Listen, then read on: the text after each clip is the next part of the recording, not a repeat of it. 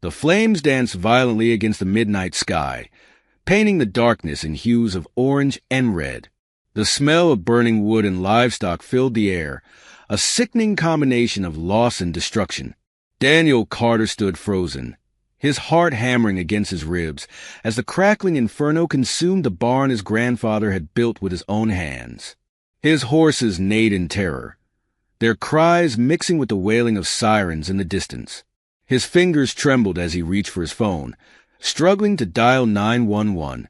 But deep down, he already knew the truth. This wasn't an accident. This was a warning, a message, a final attempt by the HOA to break him, to make him surrender. And if they thought he would walk away from this, they were dead wrong. Love seeing entitled people get what they deserve. Subscribe for more crazy stories like this. Daniel Carter had lived on that land for as long as he could remember. 20 acres of open fields, a farmhouse with peeling white paint, and a barn that had stood the test of time, weathering storms and generations alike. It wasn't just property, it was his legacy, the last piece of his family's history that hadn't been sold, paved over, or turned into another soulless suburban development. But now, it stood as an island in a sea of uniform houses, the only thing keeping him from being swallowed whole by the HOA that had formed around him. At first, they came with smiles, well-dressed board members knocking on his door with friendly offers, telling him how much easier life would be if he just joined. He wouldn't have to worry about maintaining his own road, they said. They'd help with property values, community events, even offer exclusive benefits. He didn't need benefits. He had his land, his animals, his peace. So he politely refused. But they didn't take no for an answer. The letters started soon after. Harmless at first. Reminders of HOA meetings he wasn't obligated to attend. Invitations to reconsider his decision. Then the tone shifted. Warnings. Citations. Complaints about the unsightly nature of his property. The faded paint on his barn. The tractor sitting in the yard. The rooster that crowed too early in the morning. Letters turned to fines.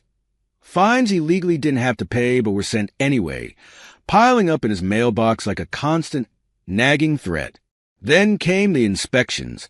HOA representatives walking along his fence line, jotting notes on the clipboards, whispering to each other while pointing at his land as if he was the invader, the one who didn't belong. He confronted them the first time, only to be met with rehearsed smiles and hollow assurances that they were only looking out for the neighborhood's best interest. It wasn't long before the neighborhood itself turned against him. The stare started when he drove into town. Neighbors who once waved now looked away. Conversation stopped when he entered the store. Flyers appeared on doors and in mailboxes, showing pictures of his farm alongside captions about community pride and preserving property values. They didn't say his name, but they didn't have to. He was the problem, the holdout, the stain on their perfect suburban dream. And yet, none of it compared to what happened next. It started small. His mailbox knocked over, his fence mysteriously broken in the night. Then one morning he stepped outside to find his well filled with cement. No note, no explanation, just a silent message carved in stone. It took everything in him not to lose control, to not storm into that HOA meeting and call them out for what they were. But he had no proof, no witnesses, just the gut-wrenching knowledge that they wouldn't stop until he either gave in or left. And still he stayed. He fought back in the only ways he could, reinforcing his fences, installing security cameras, documenting everything.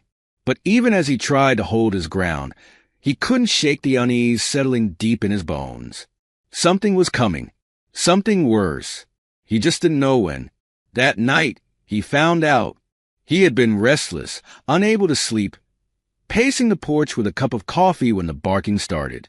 His dogs, normally calm even at night, were losing their minds, snarling and growling in the direction of the barn. Then the smell hit him. Thick, pungent, smoke. His stomach lurched as he turned, eyes widening in horror as he saw it. Flames, licking up the wooden beams, spreading fast, too fast for it to be an accident. The fire had started from within. He ran. His feet barely touched the ground as he bolted toward the barn, ignoring the blistering heat, the embers floating through the air like deadly fireflies. His horses screamed, trapped inside, kicking at the stalls, desperate to escape. He fumbled with the latch, coughing, eyes burning, pulling the doors open with everything he had. The animals burst free, trampling past him into the night, their terror more deafening than the crackling flames. His heart pounded as he turned back, sprinting toward the corner where his tools, his feed, his grandfather's old saddle were stored. But it was too late. The roof collapsed in a violent crash, sending a shower of sparks into the sky, sealing the barn's fate. He stumbled back, the heat pushing him away, forcing him to watch as everything he had built, everything he had fought to protect, was reduced to nothing but ash. The sirens arrived too late. The fire department did what they could. But by the time the flames were out, all that remained was a smoldering skeleton of charred wood and twisted metal. One of the firefighters approached, his face grim, as he pulled off his helmet. "Mr. Carter, I don't want to jump to conclusions, but this fire, it wasn't natural. We're looking at arson." The words barely registered. Daniel knew. He had known the second he saw the flames. And now, as he stood there, the smell of smoke clinging to his clothes, the realization settled over him like a weight he could no longer ignore. They had gone too far. The HOA had tried to ruin him, to force him out, to break him. But all they had done was ignite something far more dangerous. They thought they could take everything from him. They thought they had won. They had no idea what was coming next. Daniel Carter stood in the wreckage of his barn, the morning sun casting long shadows over the smoldering remains. The fire had taken everything. The feed, the tools, the memories, burned down in a night of malice.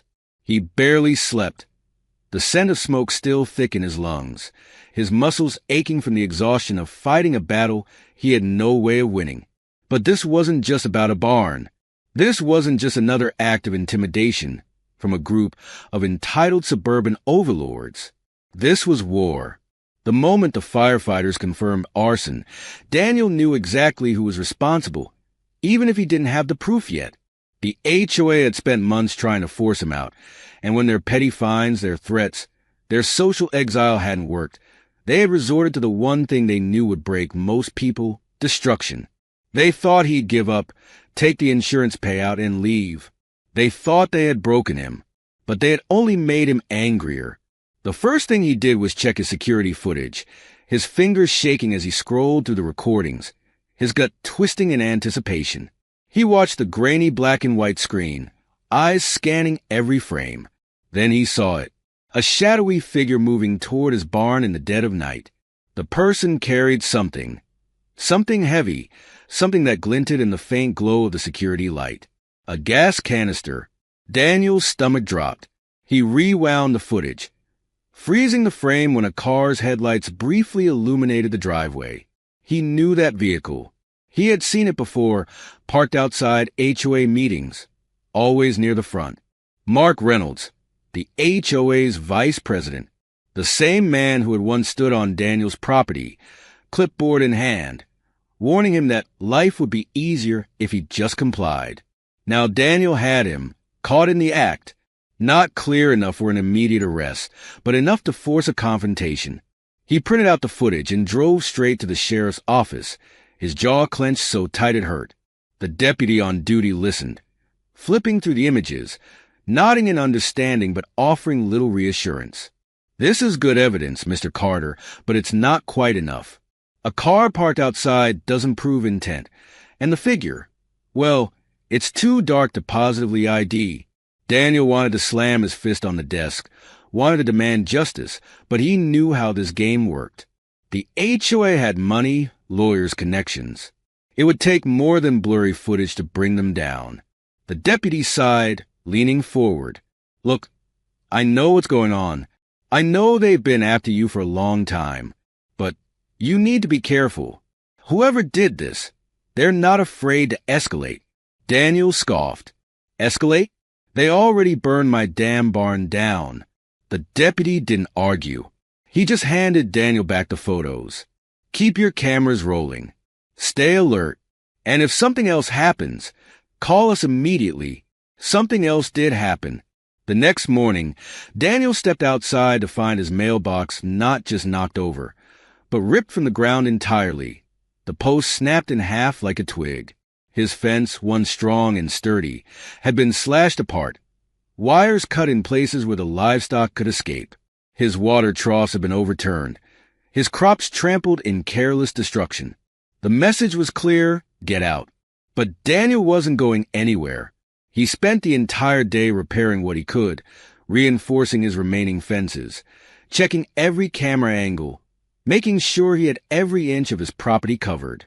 He didn't sleep that night. Sitting on his porch with a shotgun resting across his lap, his eyes fixed on the driveway, waiting. The neighborhood had turned completely silent. Where once his presence was met with forced pleasantries or disapproving stares, now people just avoided him altogether. No more casual conversations at the feed store. No more small talk at the diner. The HOA had made him an outcast, and worse, they had convinced the rest of the community that he was the problem. Flyers had been passed around with manipulated images of his property, edited to look worse than it was. They claimed he was hoarding junk, that his animals were a health hazard, that his refusal to join the HOA was causing neighborhood distress. Lies stacked on lies, creating a narrative that painted him as the villain. But not everyone had turned. Karen, his only true ally left, stopped by that evening, her expression filled with unease as she clutched a piece of paper in her hand. "Daniel, you need to see this," she said, handing him the flyer she had taken from her neighbor's mailbox. It was worse than he expected. The newest HOA notice wasn't just complaining about him. It was calling for action. The words were carefully crafted, but the intent was clear. Our community's safety and property values are under threat. It is time to take measures to ensure compliance. Daniel read it twice, his pulse pounding in his ears. "They're rallying the whole damn neighborhood against me." Karen hesitated, glancing around before speaking in a hushed voice. "There's more. I overheard a conversation at the HOA meeting last night. Victoria Langford was talking about you, about how if you won't listen, they'll have to make sure you do." A slow, simmering rage burned inside Daniel as he folded the flyer, gripping it so tightly his knuckles turned white. They thought they could push him out. They thought they could take everything from him and walk away untouched. They were wrong. If they wanted a fight, they were about to get one. He wasn't just going to sit back and wait for them to strike again. He was going to take the fight to them.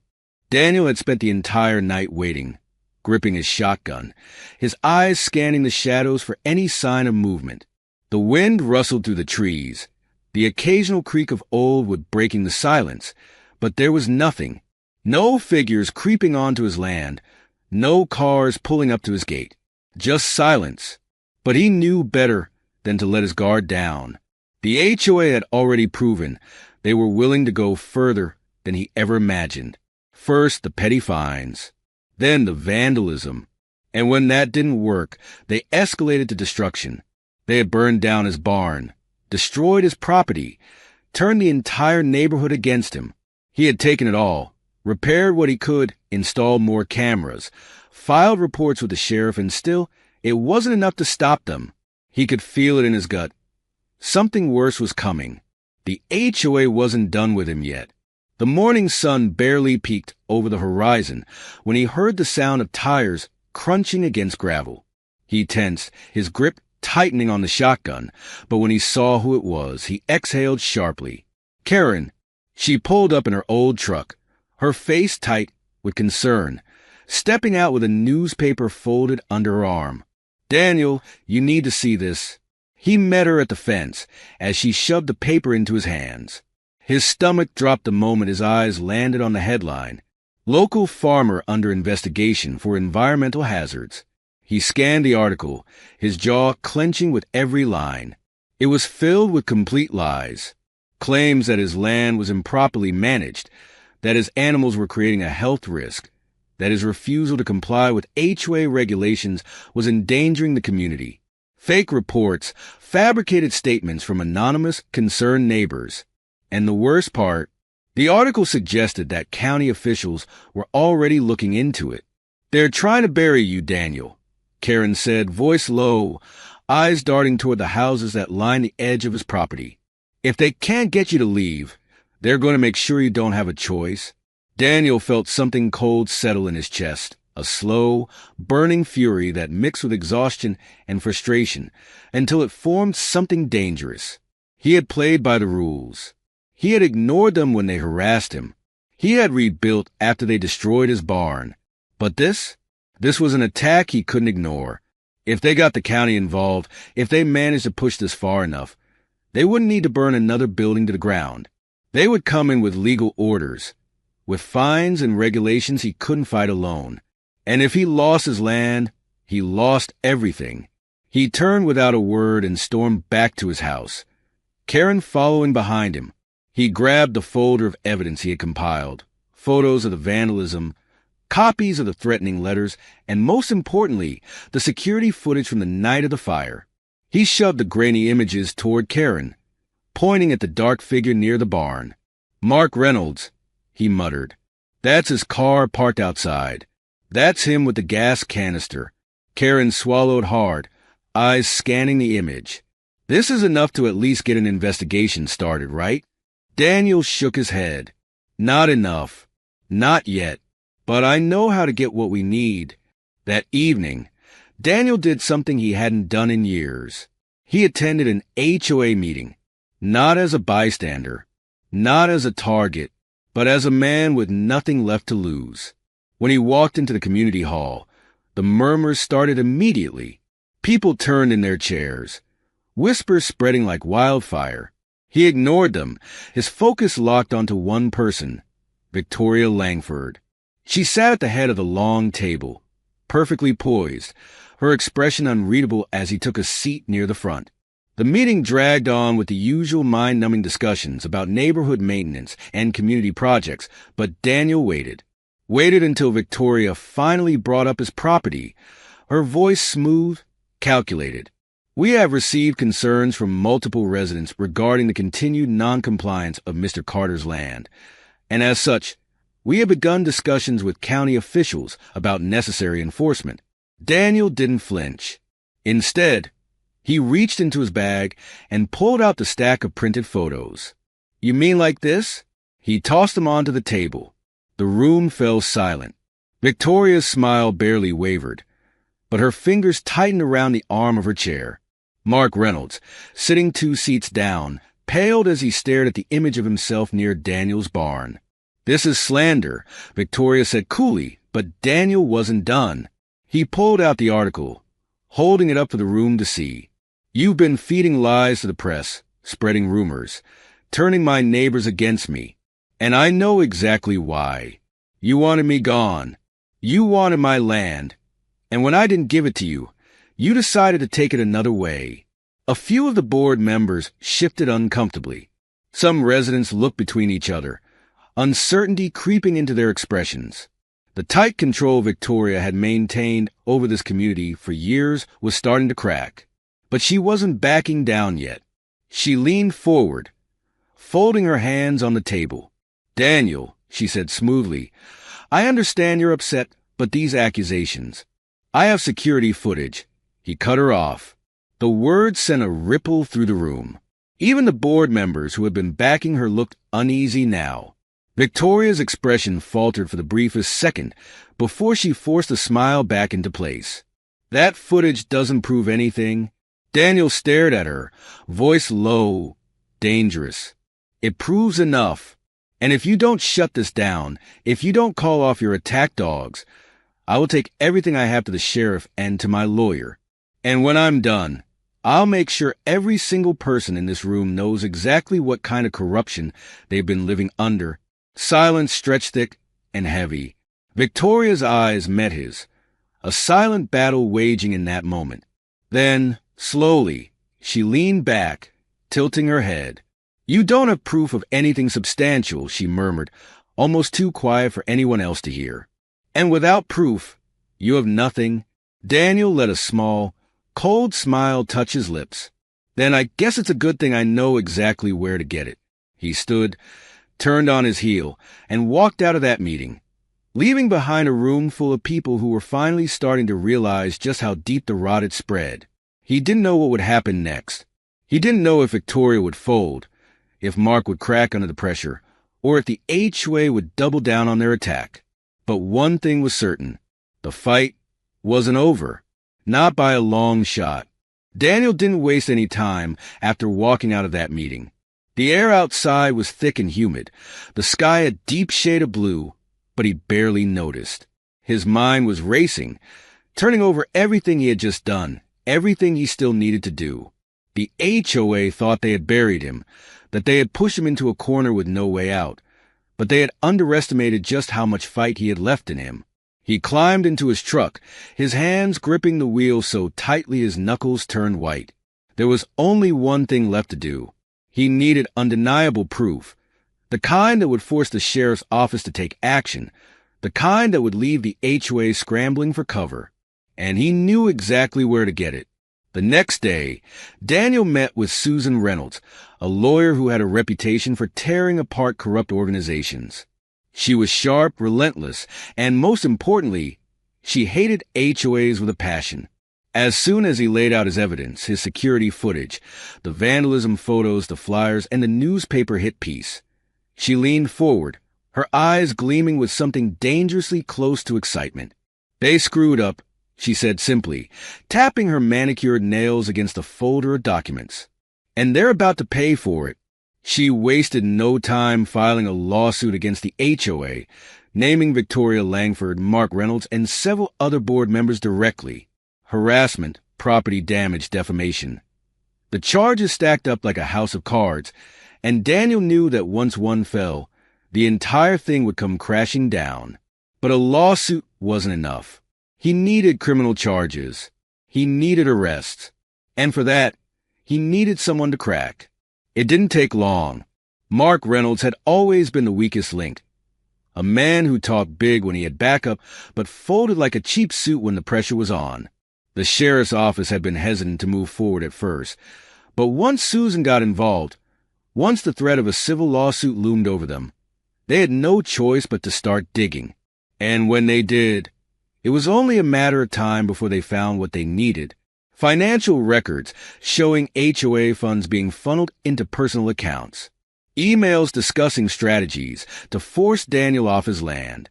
And then the final piece, the one that broke everything wide open, a recorded phone call between Mark and another board member, in which he admitted that Victoria had personally ordered the fire. She said it had to be done. Mark's voice crackled over the recording, his nervous tone unmistakable. Said if we didn't, he'd never leave. Daniel listened to that recording with a grim satisfaction, his jaw tight as the weight of everything finally started to shift in his favor. The sheriff's office had no choice now. Warrants were issued. Victoria Langford was arrested first, her carefully constructed mask of authority crumbling as she was led out of her home in handcuffs. Mark followed soon after, along with two other board members who had been directly involved in the harassment campaign. The news spread like wildfire.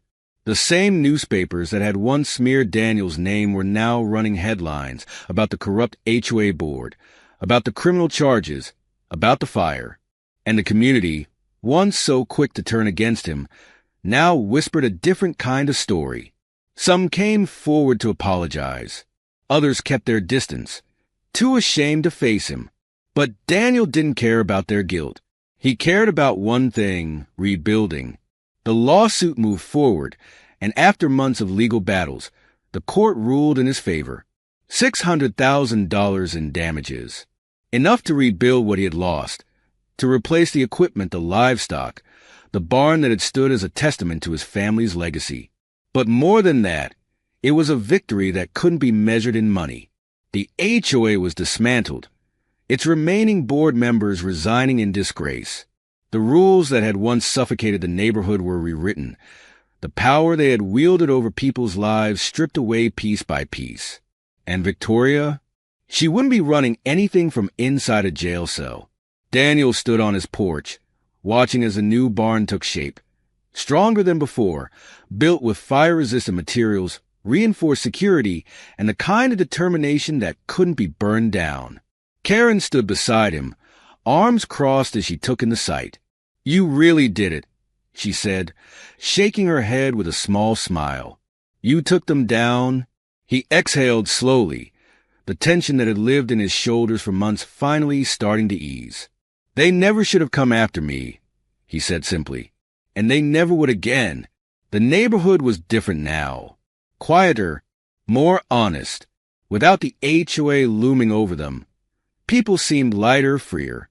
Some still looked at him with hesitation, unsure where they stood, but he didn't care.